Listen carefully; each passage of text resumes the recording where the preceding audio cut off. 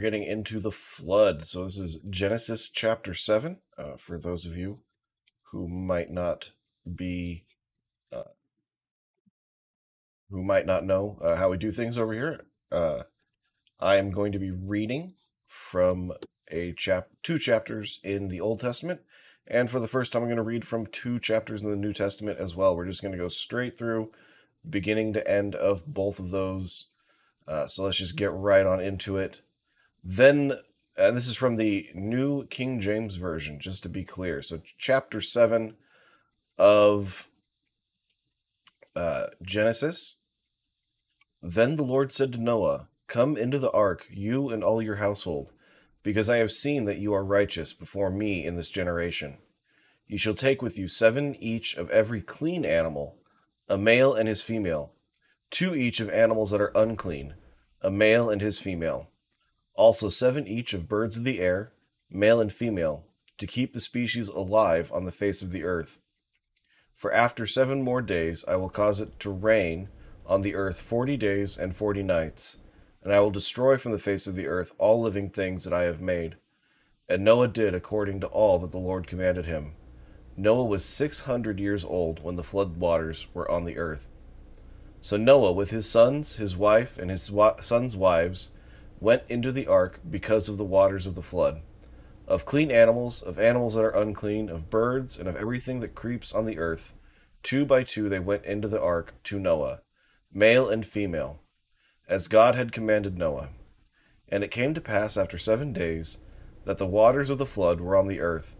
In the 600th year of Noah's life, in the 2nd month, the 17th day of the month, on that day all the fountains of the great deep were broken up, and the windows of heaven were opened. And the rain was on the earth 40 days and 40 nights. On the very same day Noah and Noah's sons, Shem, Ham, and Japheth, and Noah's wife, and the 3 wives of his sons with them, entered the ark, they and every beast after its kind, all cattle after their kind, every creeping thing that creeps on the earth after its kind, and every bird after its kind, every bird of every sort. And they went into the ark to Noah, 2 by 2, of all flesh, in which is the breath of life. So those that entered, male and female, of all flesh, went in as God had commanded him, and the Lord shut him in. Now the flood was on the earth 40 days.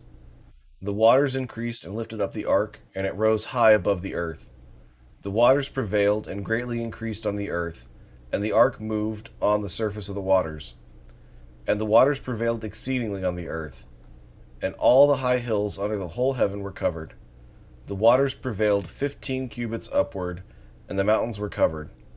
And all flesh died that moved on the earth, birds and cattle and beasts, and every creeping thing that creeps on the earth, and every man. All in whose nostrils was the breath of the Spirit of life, all that was on the dry land died. So he destroyed all living things which were on the face of the ground, both man and cattle, creeping thing and bird of the air. They were destroyed from the earth. Only Noah and those who were with him in the ark remained alive. And the waters prevailed on the earth 150 days. Chapter 8. Then God remembered Noah, and every living thing, and all the animals that were with him in the ark. And God made a wind to pass over the earth, and the waters subsided. The fountains of the deep and the windows of heaven were also stopped, and the rain from heaven was restrained, and the waters receded continually from the earth. At the end of the 150 days the waters decreased. Then the ark rested in the 7th month, the 17th day of the month, on the mountains of Ararat. And the waters decreased continually until the 10th month. In the 10th month, on the 1st day of the month, the tops of the mountains were seen. So it came to pass, at the end of 40 days, that Noah opened the window of the ark which he had made. Then he sent out a raven, which kept going to and fro until the waters had dried up from the earth. He also sent out from himself a dove, to see if the waters had receded from the face of the ground. But the dove found no resting place for the sole of her foot, and she returned into the ark to him, for the waters were on the face of the whole earth. So he put out his hand and took her, and drew her into the ark to himself. And he waited yet another 7 days, and again he sent the dove out from the ark. Then the dove came to him in the evening, and behold, a freshly plucked olive leaf was in her mouth.